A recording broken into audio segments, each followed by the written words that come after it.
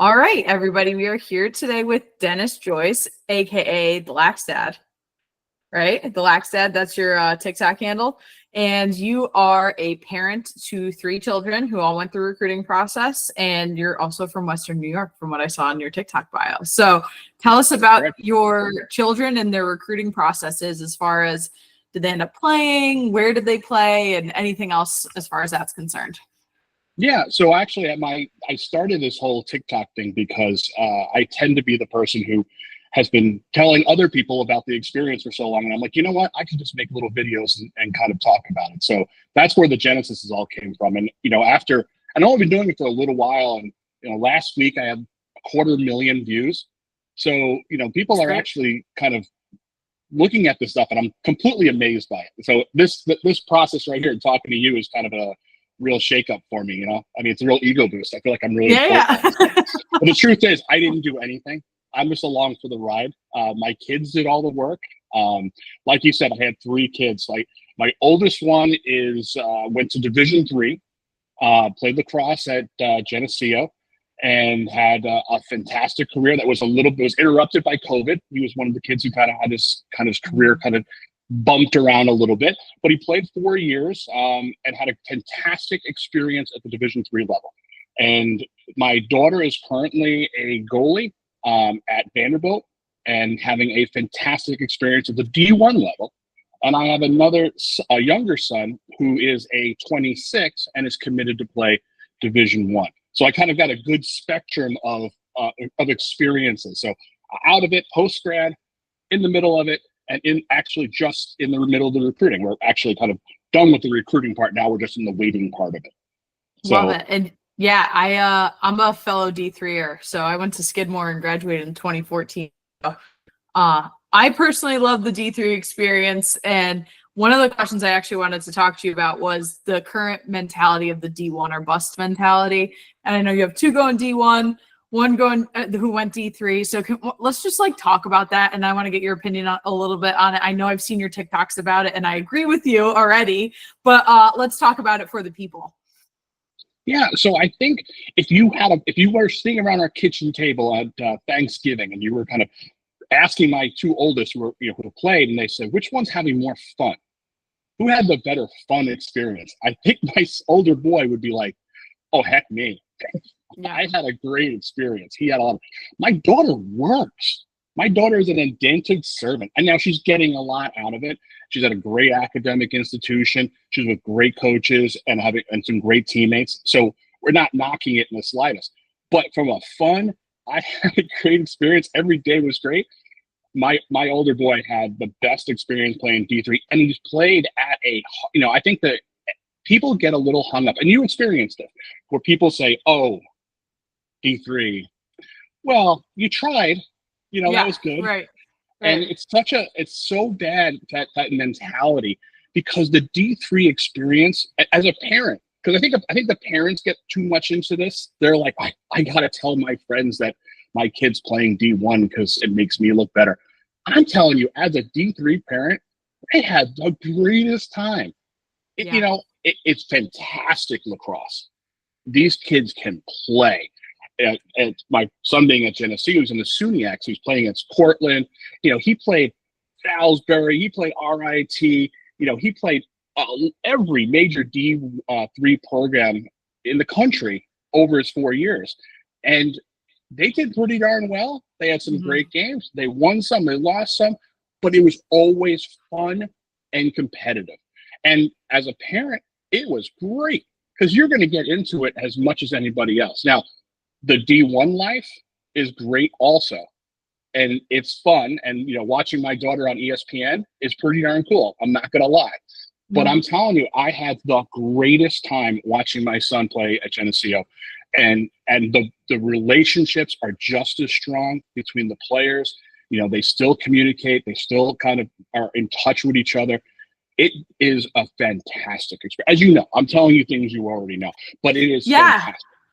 No, I had a great time and, won our league 1 year, made it to NCAAs 3 out of 4 years I was in college. I had a great time on, a D3 roster. And I think, it gets a bad rep. But one of the things that I think will lead a lot more people into D2 and D3 is how the roster spots have changed so much because of transfer portal, house settlement, which is unclear how much that's going to hold up and everything else. But can you talk a little bit about how the roster spots for high school athletes are really shrinking? Yeah, for the recruits coming in. Yes. Yeah. So that's become a big deal. Now it's I just did a video on it literally yesterday. So, this is a topic that everyone's kind of knows, and they talk about it, and it's still, like you said, it's still in motion. So it's still a little dicey to kind of say this is what's going to happen. But there are going to be less roster spots. There's going to be 38 on the girls' side, 48 on the boys' side, or women's and men's side. I have to be careful. And that's a significant difference. Now, a lot of programs are already at those numbers, so it's not a big deal. But a lot of programs, especially on the men's side, you don't see as much on the women's side, but on the men's side, they have these unbelievable rosters of 55, 60 kids. And what that allows you to do as a recruit is for a coach to say, you know what, you're not there right now, but I see potential, and I'm going to stash you away. And I'm going to put you on the roster, and we'll figure it out later. And they're not going to be able to do that right now. And that's the big difference. So the rosters are getting smaller. They're getting tighter. And if you are already on a team, you're a DSA. So you're a designated student athlete, and you're exempt. If you're a 25 going into school, you're also exempt because you're a DSA. But if you're a 26, like my son is, you're going to be the first ones that are, affected by this. And if you transfer, you lose your DSA status. So it's going to change the way the portal is being handled. So the teams that are bringing in 5, 6, 7, 8, 10 transfers every year, they're going to be looking hard at that also. So yes, to your point, the roster limits are going to have significant impacts. The great players are going to find spots. The kind of player who needs just a little seasoning, if he was on the roster for a couple of years, he could figure it all out. They're the ones who are going to get compressed down to the D2 and D3 level. I had a conversation with a D3 coach the other day, and he told me, he goes, it's like shooting fish in a barrel.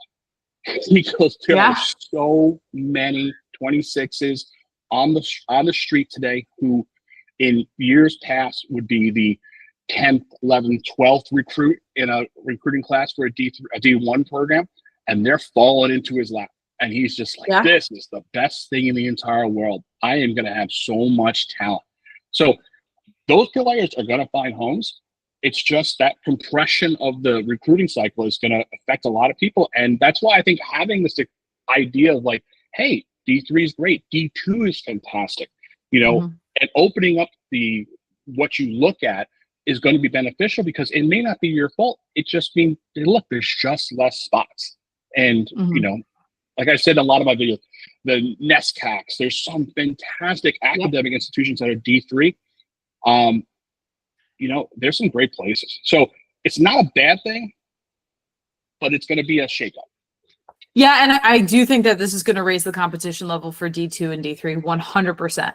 And I think one of the things that people fail to forget, it's like, it's not always about the ego and where you're going. Like, you are committed. That's on your resume forever, right?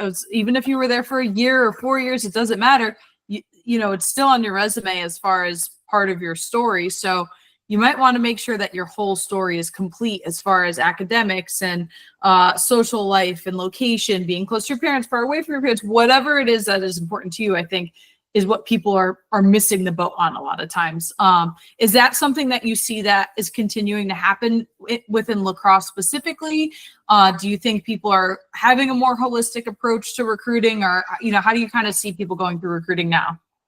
I wish I could say that the D1 or bust mentality has gone away, but it hasn't. There's still people who really still look down on the other levels and have conversations that are like, well, he's gonna, my daughter or my son is gonna go D1. There's no question about it. And we've turned down offers from, Tufts.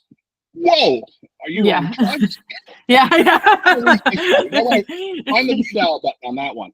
but people, there are those people out there. You would think that they would have gone away, but again, that's kind of why I started this kind of TikTok thing, was because I see a lot of people making some really silly decisions. And not that I'm an expert. I don't ever claim to be the greatest, recruiting guru in the world. But I've been through it. I have the conversations. I have these conversations all the time. And I'm just like, hey, have you ever thought of, you might want to, and those are the conversations I have every single day. And I'm like, you know what? I'm going to make little videos out of it and embarrass. No, they're great. No, and like I said, I've been through your TikTok too, where I agree with, mostly everything that you're saying. I can't even think of something that's an example that I haven't agreed with yet, but the way that you view recruiting is the way that we as a company and me personally view recruiting as well.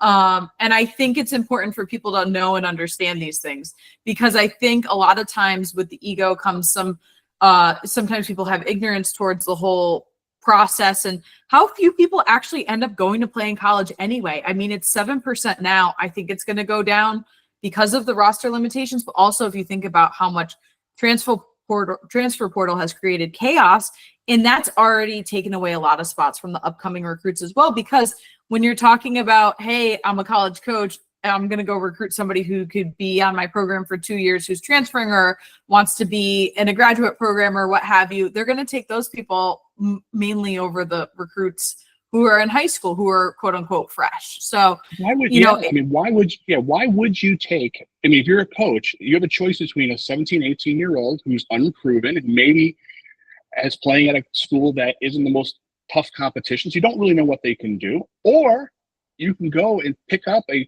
22-year-old who, knows what they're doing. They're focused. They have they're laser focused on what they want to accomplish, and they're going to be easier to coach, and they're not going to need all the babysitting. Yeah, it's something that really has kind of shaken things up. But I'll add to it also on this. I think that the number is 25% of all college athletes quit after the first year. Yeah, it's actually higher at D3. It almost touches 30%, and I think that's where I really get my energy from, because I think that a lot of those people are picking schools for the wrong reasons, like we just talked about, where they find themselves there and they picked it because of lacrosse or soccer or whatever it happens to be. And they get there and they go, well, the sport's good. I like that. But this place is way too big for me. It's too small for me. I don't like the coaches. I don't like the other girls. I don't like the other guys. It's not a fit because they didn't do their homework early in the process. And that's a major deal because it's a big expense. Sometimes the credits don't transfer. You literally could be throwing away $60,000, $70,000 of education because you didn't do your homework originally and found a good fit for you. So, that's another big thing that parents don't think about is this going to be a good fit for my kid? Am I a match for the school? Am I a match for the coach? Am I a match for the program? That's a big deal. Yep, totally agreed. What's something that you think, especially specific to lacrosse parents, but what do you think lacrosse parents need to know as they're going through this process as somebody who has gone through it and is currently going through it? Like your biggest piece of advice? Oh, my biggest piece of advice. I think especially for the younger parents is that it's okay to ask questions and demand answers from the people you're giving money to.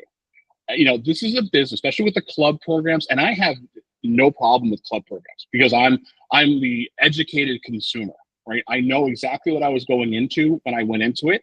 I picked the club that I wanted to be involved with, and I had, I made sure they followed through on the things that they promised me. I think a lot of people get into this process. They don't know what they're doing. They sign up for a program. It's not a good fit for them. Maybe it's ultra competitive and their kid's not ultra competitive, or maybe it's not ultra competitive and their kid's a type A personality and they're miserable. How many parents do I talk to on a regular basis who are just upset with the process because they're not getting what they think they should be? And the real answer is you are getting exactly what you signed up for. And that's a hard pill to swallow because a lot of the times you realize these folks really just they're just in the wrong place. Everyone who's giving them a service is giving them exactly what they promised to give them. But the parents didn't realize what they were getting. And that's probably the biggest thing is I think you can be an educated consumer, understand what you're getting from your club, understand what you're going to get from the school. I'll give you another example. My daughter is with a team, a fantastic team. And my daughter's a real type A personality. She's a little goalie. And we went to a scrimmage, and the other team is over there, and before the game, and they're huddled up, and there's a girl in the middle of the circle, and she's literally blood dripping from her mouth, screaming, getting everyone just pumped up, and they're going to kill everybody. They're just absolutely insane. And my daughter's team is over there, and they're just kind of going through their warm-ups and kind of, it's more casual. And I'm like, Yeah. wow, these are two different programs, right? And if you're a type A personality and you're a crazed personality, and you're with the girls over here who are, giving high fives and kind of giving affirmations before a game or whatever it is, and you look over and you're like, oh, those are killers. Those are killers over there. I'm of that tribe. I'm less of this tribe. It's a big thing. So that's the educated consumer part of it that I kind of push on people, is kind of like, know what you're getting into, because there's a good fit for everybody. Yeah. And I think to your point too, knowing your kid or your kid knowing themselves too is important, because some people respond well to getting yelled at and being really hyped up. Some people don't. And like, that's okay. Nobody's asking, whatever motivates you is what you need to go towards, but make sure you're going towards that. Because if you hate that, and then you go in and you're getting screamed at, you're going to hate it even more. So, there's I'm not going to mention the name of the coach, but there's a coach up here, very, very successful college coach in this area, who I have so many parents go, oh, my kid went there and he just yelled at them and is unhinged. And oh my God. And I'm like, yeah.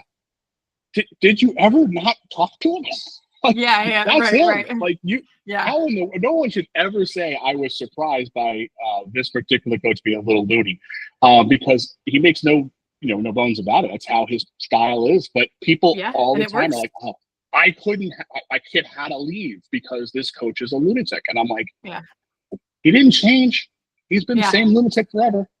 Yeah, right. And it just depends on what motivates you. Some people thrive in that environment. Yeah. Oh yeah, people do great there, and they have a great program, and he's a great coach. But yeah, you gotta have you got round peg, in the right hole, right? That's how it works. Yep. And then I have two more questions for you. Number one is that we get all the time is, how involved should a parent be? Right? That's the forever question. How involved should I be?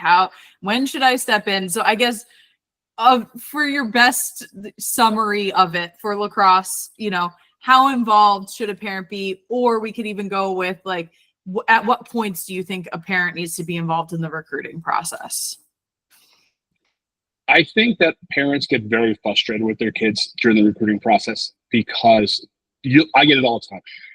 Johnny he won't send out emails. I tell him he's got to send emails to these coaches, and he's got to do all this, and he's got to do all his homework and find colleges. And I tell everybody, I go, look, deep breaths. He is, or she normally is scared. This is a big thing. So there's a lot of paralysis that occurs with kids, and it frustrates the heck out of parents, because they just won't do it. And they'll look at you and say, leave me alone, and blah, blah, blah. They want to play in college. They have all the drive and everything, but they just can't get that first step and get moving. And I think that's where parents can step in and really help them in guiding them. And I did a video where I said, sit down and say, oh, let's put an email together right now. What would you say? Oh, I'd say hello. Okay, look, hello, Coach so-and-so. What else are you going to say? I'm really interested in your program. You're really interested in the program. Fantastic. Really interested in the program. What else? Oh, I'm a midi. And you can work with them to kind of build that what it is, because I think most of the paralysis that I see parents dealing with right now, and the frustration that they're dealing with, is just them being scared. Mm-hmm. Them not wanting to, because it's crazy. First off, kids don't send emails, right? If you're dealing with a teenager right now, they don't send emails. They don't ask them to send a letter. They don't even know how to put an address on an envelope. But even email for them is foreign. They don't know how to do that. So to say, oh, go send an email to this coach who's going to, make the biggest determination of your life and kind of change your direction, That's overwhelming. So I think that parents do need to participate. I do draw the line on doing.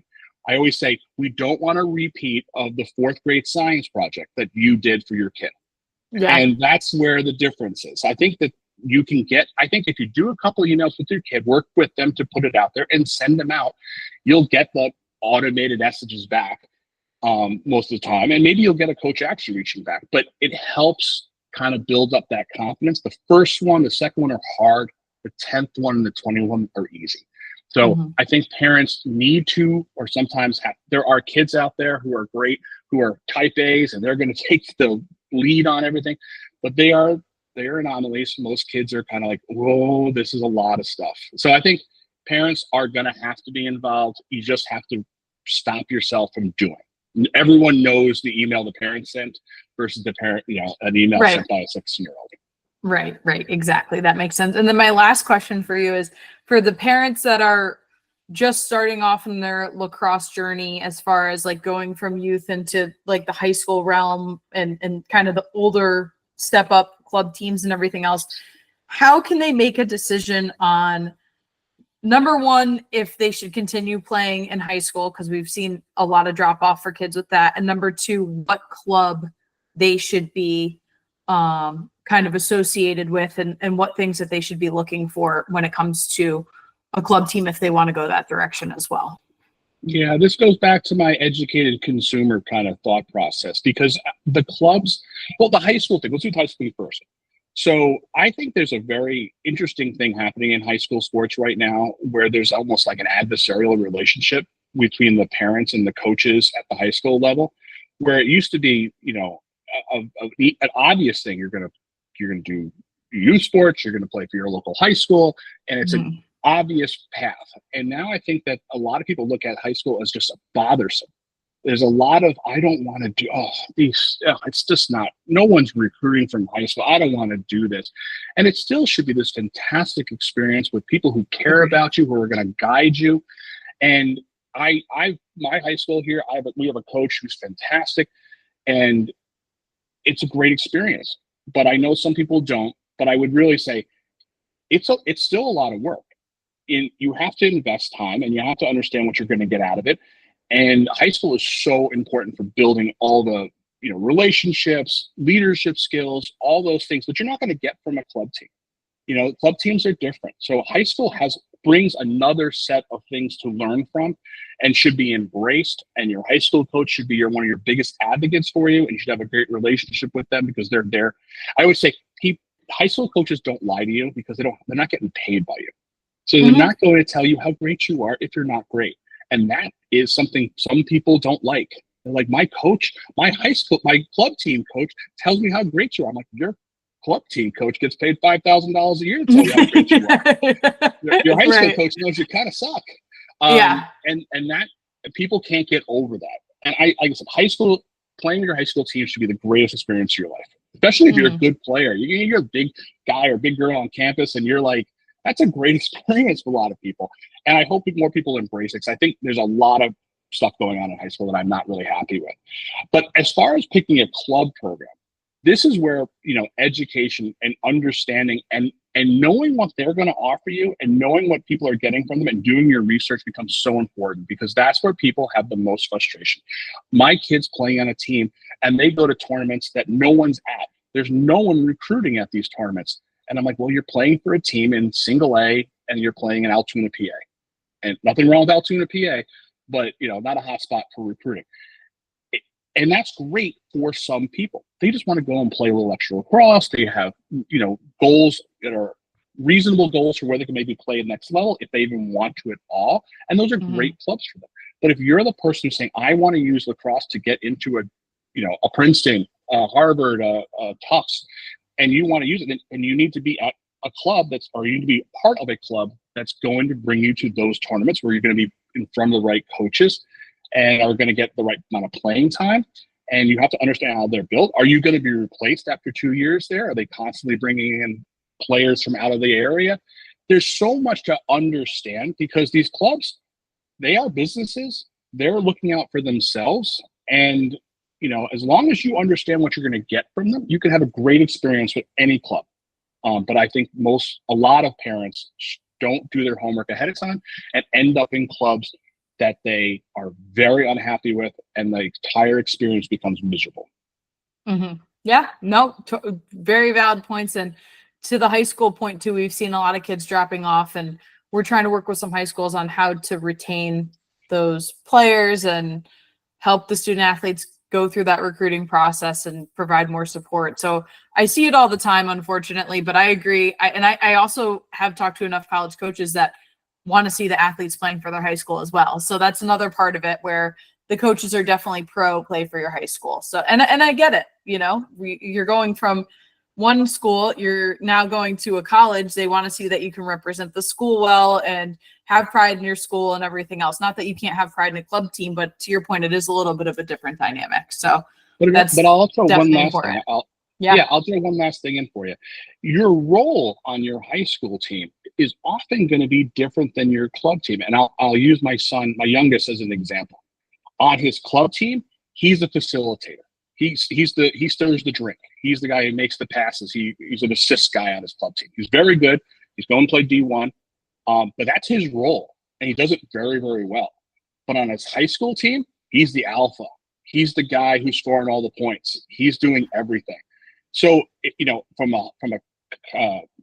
a college coach perspective, if they only saw him in high school or only saw him for the club team, they would have a picture of one player. Mm-hmm. But if they see him in both, now they see him as a complete player. And I think a lot of people miss out on the fact that most kids play differently. Obviously, there's kids who are alphas who are going to be the downhill dodger in both places. But for a lot of kids, they play different roles, and that gives more opportunities for college coaches to see what they really are. Yep, totally agreed. And then where can people find you? I know you just started the TikTok journey, so what's the handle? How can people reach out to you or go follow you? I can't remember. It's my favorite interview ever from that alone. Okay, I'm so new in this. He's LAX Dad recruiting at LAX Dad recruiting. Because you threw me off. You said LAX Dad earlier. I love it. Yeah, LAX Dad. No, it's LAX Dad recruiting. Let's do the question again. You can edit this. Okay, ready? I don't know. Some people like authenticity. They might think that. Maybe. So you can find me at LAX Dad recruiting on TikTok. TikTok. Oh my God. Do I sound like a 70-year-old boomer right now? Oh my God. No, you don't. You don't. No, LAX Dad recruiting. I try to post a couple videos a day, and we're having a lot of fun with it. And people seem to be asking a lot of questions, and we respond to them. And I think, and we're I kind of think we're building a little community because there's a bunch of people who are consistently responding to people and giving their opinions. So it's kind of becoming a kind of a little bit of a thing, which is kind of fun to see. I love it. Well, thank you for joining us. I appreciate it. And everybody go follow him on TikTok, LAX Dad recruiting. Even though I don't know my own name. That's right.